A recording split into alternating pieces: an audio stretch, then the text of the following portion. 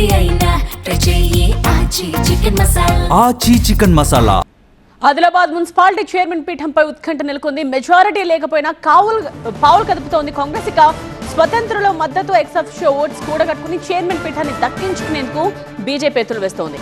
మొత్తం 49 వార్డుల్లో 21 వార్డులు దక్కించుకుంది బీజేపీ.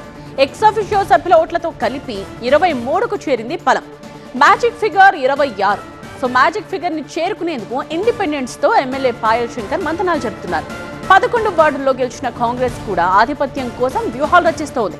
6 చోట్ల గెలిచిన ఎంఐఎం, 6 ఇండిపెండెంట్స్, 3 బీఆర్ఎస్ కౌన్సిలర్ల మద్దతు కోసం ప్రయత్నాలు జరుగుతున్నాయి.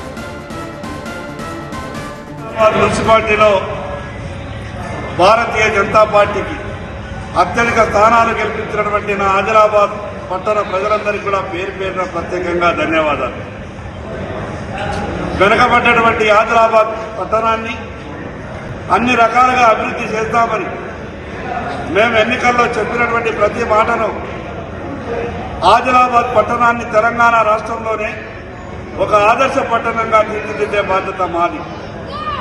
వెనుకబడ్డటువంటి ఆదిలాబాద్ నరేంద్ర మోడీ గారు కానుకగా ఆదిలాబాద్కు ఎయిర్పోర్టు మంజూరు చేస్తే ఆదిలాబాద్ పట్టణ ప్రజలంతా కూడా నరేంద్ర మోడీ గారికి కానుకగా ఆదిలాబాద్ మున్సిపాలిటీని ఇవ్వబోతా ఉన్నారు.